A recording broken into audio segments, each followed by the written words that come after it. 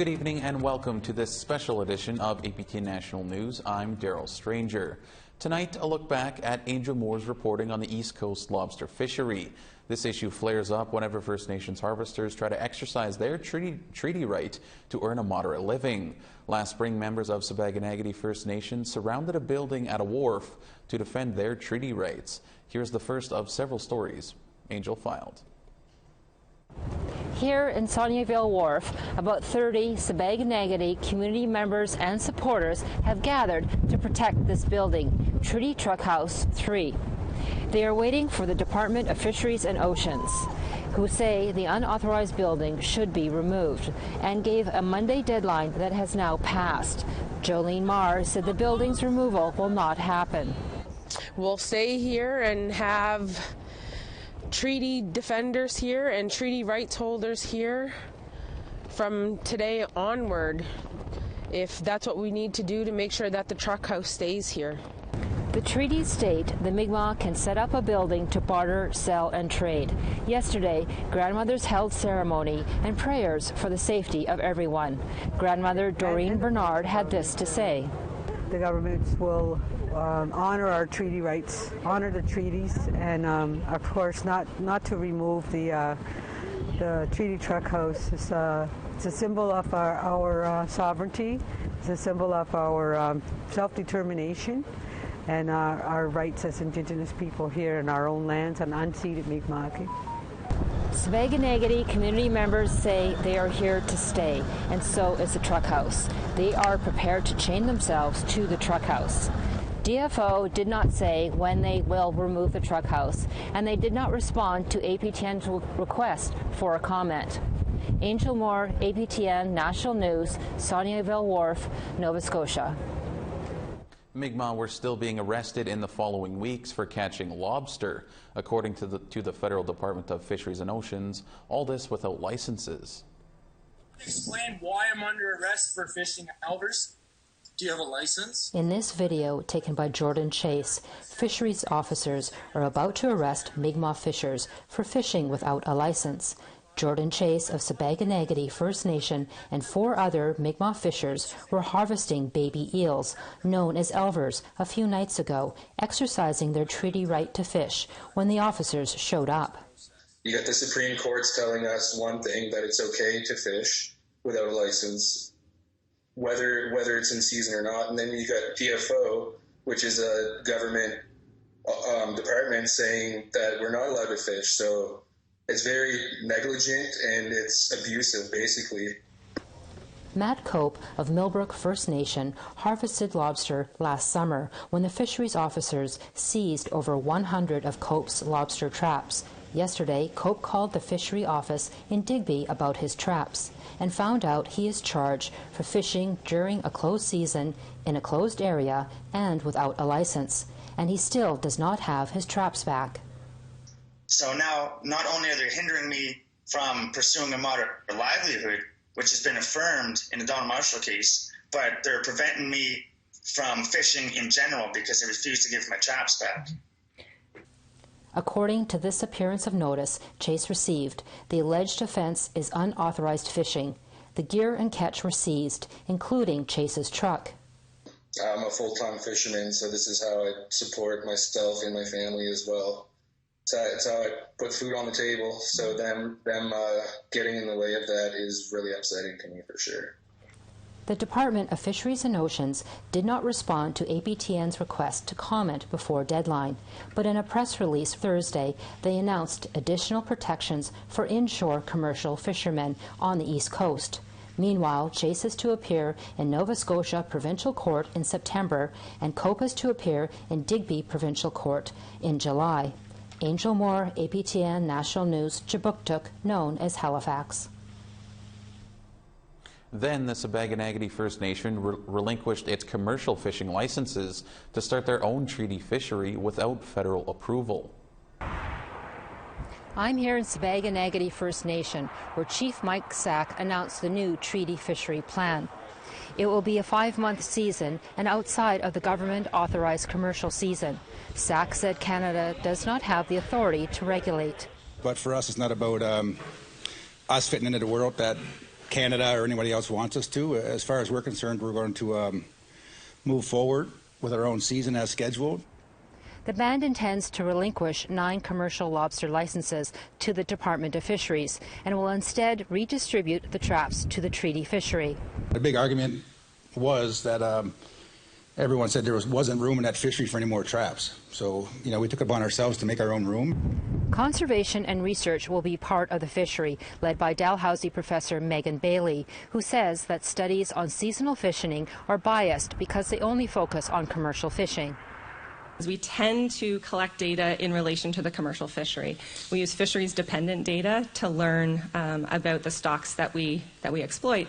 The treaty fishery is planned for the St. Mary's Bay area, officially known as LFA 34. Sipekne'katik now calls Treaty Area 1, where the fishery was launched last fall from Sauniavale Wharf. That was met with violence from the non-Indigenous fishers who say the fishery is illegal. The police were criticized for standing by while the Mi'kmaq were attacked. SAC is calling on United Nations peacekeepers to step in.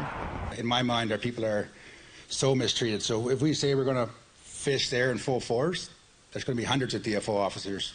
Last year you couldn't find one. So it's systemic racism, and it's what Canada does, and we're hoping that United Nations will hold them accountable. In an email statement, the Department of Fisheries said they have not received a request from Sipekne'katik First Nation to relinquish their fishing licenses. Fishing must occur within the established seasons, and Chief Sack is welcome to join discussions any time. Meanwhile, the community members of Sipekne'katik will be meeting to discuss the meaning of a moderate livelihood. The treaty fishery is planned to launch this June at Sauniavale Wharf. Angel Moore, APTN National News, Sipekne'katik First Nation. Now, word of the lobster dispute caught the attention of the United Nations. They called on Canada to investigate Mi'kmaq traps being tampered with and the burning of a building storing their lobster catches. When Sipekne'katik First Nation launched their treaty fishery last fall, non-Indigenous fishers called it illegal, and racist violence and hate speech resulted. Jason Marr remembers being surrounded in a lobster pound by an angry mob who threatened to set the building on fire. Days later, the building burnt to the ground. First it was just protests of here and there, the odd protests, and a bunch of locals would be angry and upset, and now it's got to the point where it's so big that they think that they control it and own it all. Cheryl Maloney of Sipekne'katik First Nation is a fisher and recalls the violence. For those days and weeks following that launch, I couldn't believe that Canada was allowing this to happen and Canada was making this happen. The United Nations Committee on the Elimination of Racial Discrimination sent a letter dated April 30th to Canada's permanent representative to the UN in Geneva, Switzerland. It's calling on Ottawa to investigate the acts of violence, lack of response, and what Canada plans to do to respect Mi'kmaq fishing rights. Lawyer Pam Palmer of Eel River Bar First Nation is one of the authors of the submission to the UN committee. She says outside help is needed to protect human rights in Canada. For example, removing sex discrimination in the Indian Act or getting a national inquiry into murdered and missing, that all came from pressure from the international human rights community, especially at the United Nations. And that was really our intention. To make sure that the world knows, to hold Canada to account. Meanwhile, last Friday, the Department of Fisheries removed the treaty truck house from Sauniavale Wharf. It was placed there under the Peace and Friendship Treaties, which state the Mi'kmaq can place a structure on land to trade or sell goods. Jolene Marr of Sipekne'katik First Nation is grateful the UN has taken an interest. I've been there since the beginning. And I've watched with my own 2 eyes the hatred towards my people from DFO officers to RCMP officers to the general public of non-First Nations descent. Marr has hired a lawyer and hopes to return the truck house to the wharf. In the meantime, the Department of Fisheries and Oceans responded to the UN letter in a statement emailed to APTN. DFO Minister Bernadette Jordan's office said it's reviewing the letter from the UN committee carefully and will respond to the inquiry directly. Angel Moore, APTN National News, Sipekne'katik, known as Halifax. All right, we need to take a short break, but still to come, more of Angel Moore's excellent reporting from the East Coast. Stay tuned.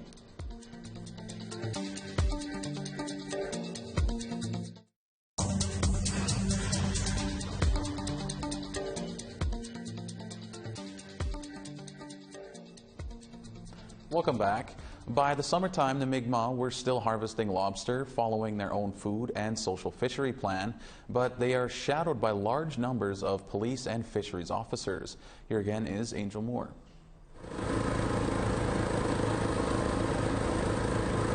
Community member Angela Sloan-White is learning to fish with her own tags. She feels great about it, but is worried. Oh, well, of course it makes you feel more proud. It's you're showing your community that, you know, you can get out there and practice your rights and hopefully not have any problems doing that.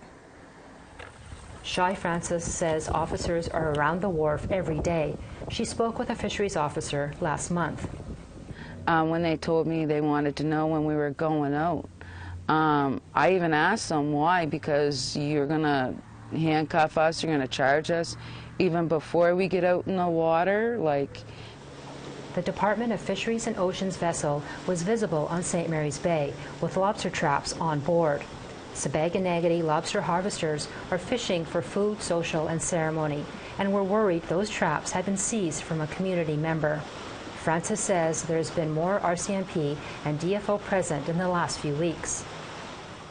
That they're not working with us. If they were working with us, then we wouldn't have, our people wouldn't feel so attacked. When they're going up to our boats and they're asking for identification and whatnot, like, it feels like we've done something wrong when we actually didn't. The Fisheries Department would not confirm they hauled traps, but did say if fisheries officers are hauling and inspecting fishing gear, they would be performing this lawful activity to ensure that gear is set and fishing is in compliance with the Fisheries Act. Chief Mike Sachs spoke with the department. So I'm not sure if it was from other communities or untagged traps from other people as well. I'm not sure what it was. But they did tell me that they would not be taking our food, social, ceremonial lobster traps. Sipekne'katik's new food, social, and ceremony plan increases 3 lobster traps to 5, and the option to sell 25% of their catch to offset the costs. The plan has been sent to the Department of Fisheries, who told APTN they are reviewing the document. Sachs says, we just sent in our plan to make them aware of it. And we approved it, so that's all that matters in my mind. The Department of Fisheries did not confirm an increased presence of officers in the area, but did say high visibility patrols occurring in St. Mary's Bay, which may be perceived as an increase in fishery officer presence to promote compliance with the Fisheries Act. However, the RCMP did confirm an increased presence. Numerous vehicles are at the Meteghan Fire Department. We have additional resources in the area as a precautionary measure in consideration of our role of promoting public safety and investigating criminal activity. However, Francis says she feels intimidated and fears her gear and catch will be seized. They ain't here to protect us. They're here to monitor us to see when they're going to attack us and make any excuse to come after us. As the fishery continues, the Mi'kmaq are protecting themselves. The Sipekne'katik fisheries have a guardian zipping around the water on a Zodiac, making sure the Mi'kmaq fishery fleet is safe. Angel Moore, APTN National News, Saulnieville, Nova Scotia. Now, later on, tensions were raised after someone removed an Acadian flag. Now, it could have been bad, but it did not end up that way. your flag is back up. My deepest apologies to the locals here in Clare. That's Levi Paul, a Sipekne'katik First Nation lobster harvester. He and his crew replaced the Acadian flag the day after someone cut it down. Paul said people complained. We went to go pick up some bait and talked to a few of my older friends from Clare community here, and they were pretty upset about their flag being cut down. Sipekne'katik lobster harvesters have been fishing and living in this area for generations, alongside the Acadian community. Paul said removing the flag was disrespectful. And it really, really touched home with me because, like I just said, I have a lot of friends in this community that are seniors, and that was like a stake driven right through their hearts. The treaty fishery launched this week, a Mi'kmaq right the feds do not recognize, and the commercial fishermen say is illegal. But Paul says the people in the area are supportive. Because these people put their flag up to show us that they're here supporting us. They didn't put their flag up here to say that they own this all. I mean, there's a lot of stuff going on right now, and this is something that our people need to recognize. Because it's not really the Acadian people, right? Paul hopes replacing the flag will help build stronger relationships with the Acadians. And we chipped in and went and bought the flag. We smudged and blessed it, and we put it back up for you guys in respect. Yes. The Mi'kmaq and the Acadian flags once again fly together as the Mi'kmaq assert their treaty right. Angel Moore, APTN National News, Sipekne'katik, also known as Halifax. All right, we need to step aside for one more commercial break, but stay tuned. Angel Moore wraps up this special edition show looking back on the East Coast lobster fishery.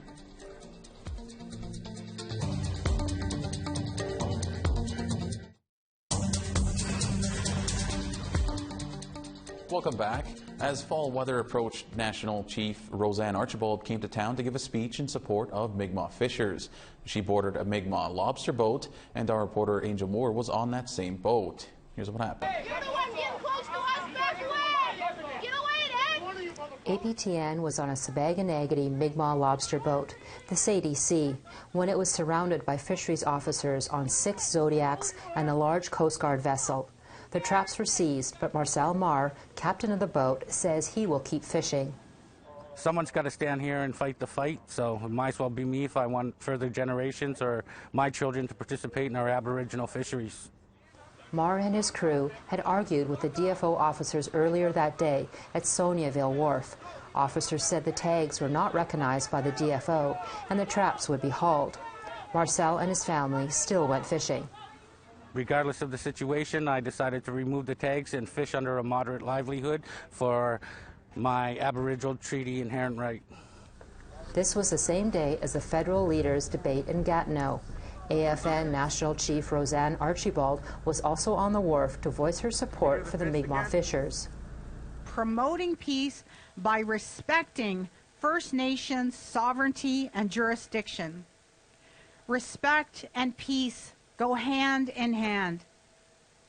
Otherwise, unhealthy conflicts will continue, as we have seen here on the East Coast. After the speeches, Archibald, Sipekne'katik Chief Mike Zack, and the other dignitaries went treaty fishing. Zack's crew hauled about 150 pounds of lobster. Back on shore, Zack told reporters he did not expect DFO to intervene. Just picking on a small person, right, and really trying to hit our people in the pocket, and it's very unfortunate. You know, they had an opportunity to get a bunch of chiefs, a national chief, and they chose not to. After Zack and Archibald left the area, the Sadie C was surrounded by the DFO. Archibald heard about that and came back on a Mi'kmaq Zodiac, manned by Sipekne'katik protectors. The DFO is like banging up against the boat, trying to stop us from moving forward. That experience, I think, you know, Canadians have to understand that the Mi'kmaq people are really working at just